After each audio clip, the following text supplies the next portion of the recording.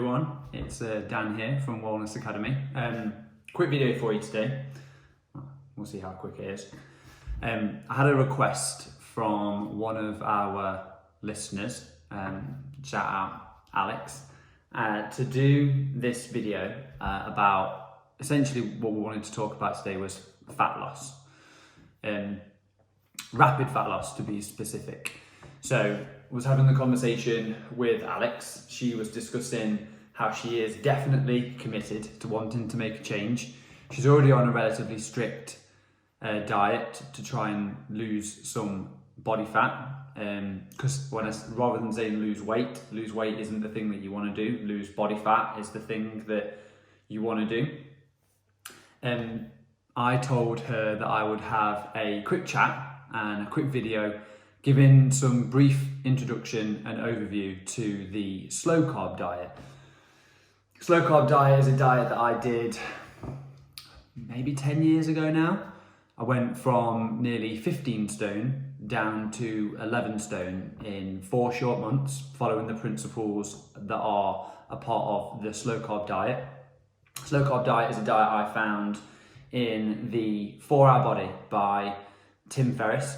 It was the thing that really started putting me on track to kind of consistent wellness. It put me at where I felt like was a good base level, because my body weight, my self-image, my self-esteem connected to that had been kind of really low. Day to day, would not like looking in the mirror. So that kind of really set me up for being involved in wellness far more seriously. It also kind of made me a 1,000 true fan of Tim Ferriss. Bought every book of his since, listened to his podcast, etc, etc. So yeah, let's dive straight into it. The slow carb diet has 6 rules, 6 principles, 6 things that you follow. It's quite strict on a more than 80-20 basis. I don't know what 1 is as a percentage of 7, but it's quite strict mostly. But then 1 day a week you get to cut loose and you have a cheat day. So rule number 1 is you must avoid white carbohydrates. So white carbohydrates being potato, pasta, rice, etc. Often the question then comes, well, what about sweet potato? Because sweet potato is good for you.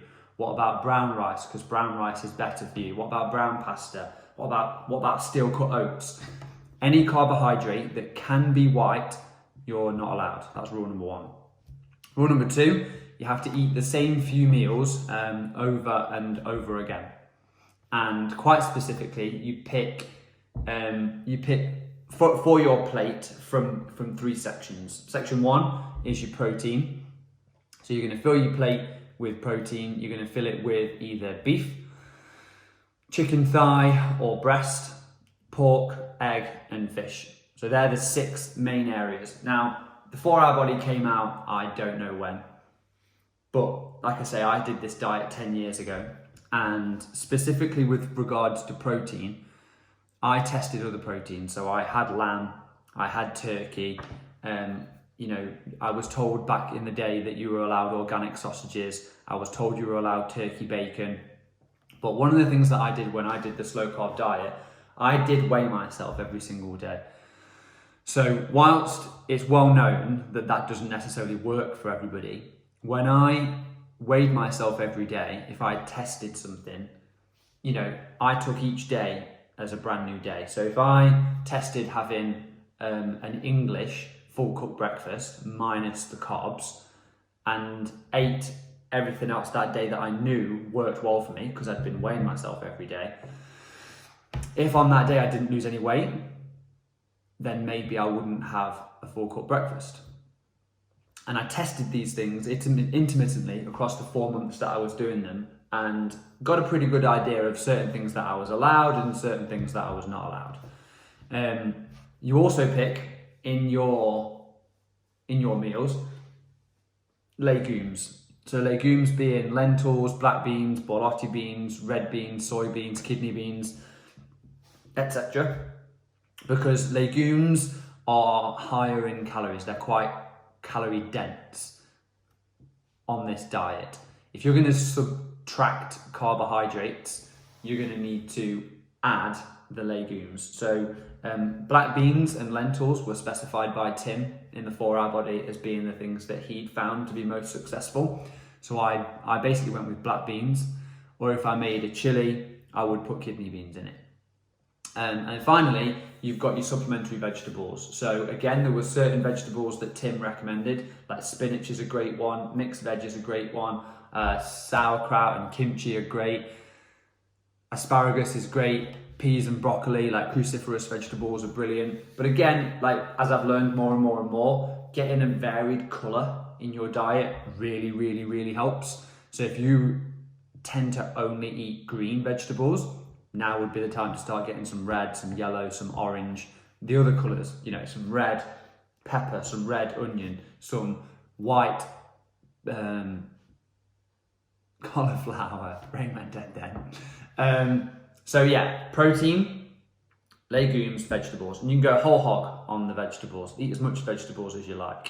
So that's rule number 2. Eat the same kind of foods over and over again. You might sit there thinking to yourself, oh, I can't do that, like that's boring. You probably vastly overestimate the amount of variety that you've got in your diet. And don't forget, you've got a cheat day. You know, when you first start the diet, you do 5 days on the diet and then you do your cheat day. So if you want your cheat day to be a Saturday, start the diet on a Monday, and then moving forwards from there, you do 6 days on, 1 day off. 6 days on, 1 day off. So save up all the things that you think aren't varied or are varied for cheat day. If you really want to have a Domino's pizza or a Pizza Hut, or spend the entire day drinking alcohol, as far as losing weight, as far as fat loss goes, that's allowed. Not to mention, of course, that that's not a great idea for your own personal health, etc., etc. But as far as fat loss goes, it is allowed. Rule number 3, speaking of alcohol, is don't drink calories. So sugary drinks are a no-go for losing fat. Sugary drinks are a no-go in general. Alcohol, calorific alcohol, is a no-go. Me personally, that wasn't a problem when I did the slow carb diet. I'm not an alcohol drinker. It wasn't a sacrifice for me to no longer be allowed alcohol. If it is for you, then that 1 day a week, that Saturday, from your waking hour to your sleeping hour is allowed. Like if you're out downtown, if you're out with friends drinking, you've got to stop at midnight. Like that's the end of your cheat day. So bear that in mind. Rule number 4 is don't eat fruit, which is always a funny one because we all believe, of course, that fruit is good for us, which it is, but the fructose in fruit can have a significantly negative impact on your ability to lose fat. It's a rapid fat loss diet. Like this diet it works really, really well. I think I lost over 50 pounds in 4 months. And again, like I'll nod to the idea that there'll be people that think that's unhealthy. It wasn't for me. Rule number 5, take 1 day off a week, and that is your cheat day. There's no limits, there's no boundaries during this day, do whatever you like. As an aside note, what I first noticed when I was doing cheat day is I like the excitement coming forward to the cheat day. So like Thursday, looking forward to it being Saturday, Friday, going out on a Friday evening and buying some stuff in to have on the Saturday. They were probably the more enjoyable parts about leading up to cheat day. I used to feel great when I did the slow carb diet, and on cheat day would not. It really taught me what the human body is meant to feel like if you feed it healthy, nutritious, like nutrient dense food, rather than feeding it stuff that the human body doesn't work well with. So on a cheat day, I went the whole hog because I was told in the book that I read that you're supposed to do so. You will put on some weight, like when you then weigh yourself on the Sunday morning. If you're not going to weigh yourself every day, definitely weigh yourself the morning of cheat day, because that'll be you at your lowest point. If you want to weigh yourself on the morning after cheat day, so you know what you gained, so you know what you need to lose to then start being in the red, then go for it. But if you're going to weigh yourself on the day after cheat day and you think that weight gain can put you off, then maybe it's not worth doing so. Like, it's just water weight, it's just water retention from like your body trying to deal with what's going on in your stomach. It's nothing to worry about. It turns out I was wrong. There are not 6 rules, there are only those 5. So don't eat white carbohydrates, eat the same few meals over and over again, and pick from those lists of protein. So chicken thigh or breast, beef, pork, fish, and eggs. You are not allowed to drink calories, you are not allowed to eat fruit, and you must have a cheat day. Other things that I learned whilst doing it: you're not allowed dairy, so milk's a no-go, cheese is a no-go, etc, etc.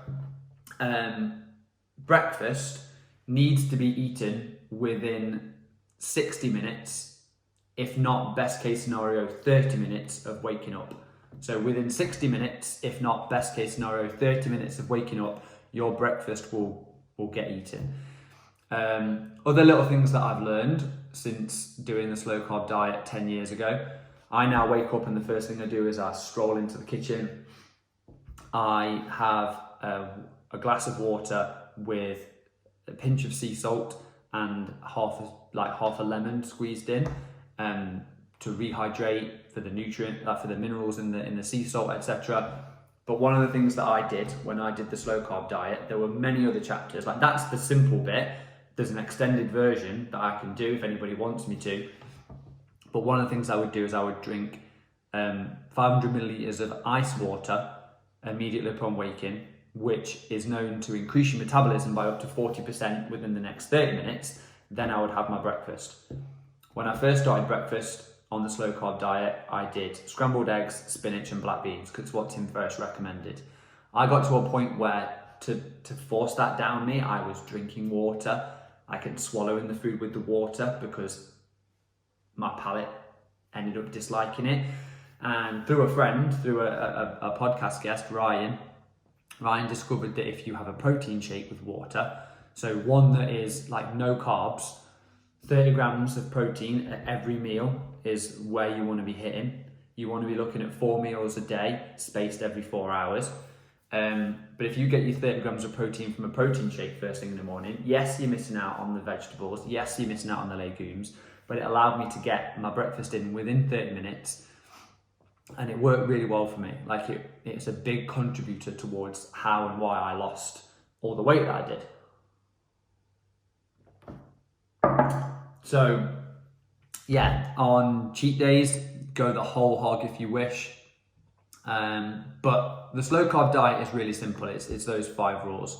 You want to be drinking a lot of water.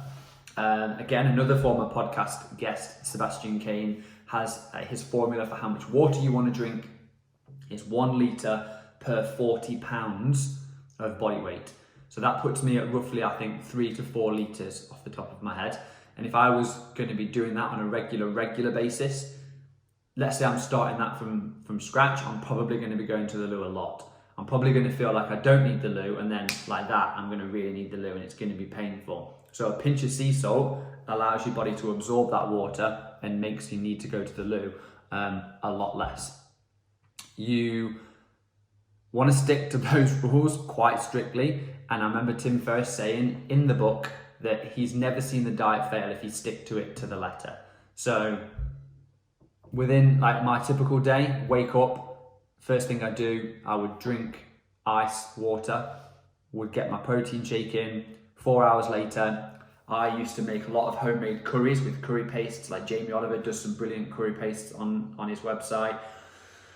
With those curries, you can easily stick the black beans in, you can easily stick vegetables in, and you can easily use chicken or chicken thigh. They were one of my go-to staples. I'd make a batch and I'd eat it for meal 2, meal 3, meal 4. Wake up the next morning, I might even have chicken curry for breakfast, and I'd eat it until it was gone, storing it in the fridge to keep it fresh.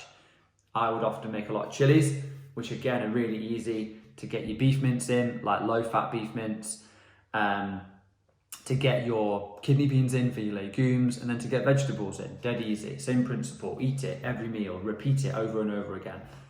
It's not necessarily meant to be if you go 100% at it. Like if you're disciplined and dedicated enough to do so, It's not meant to be the most enjoyable diet in the world, but you can make it enjoyable.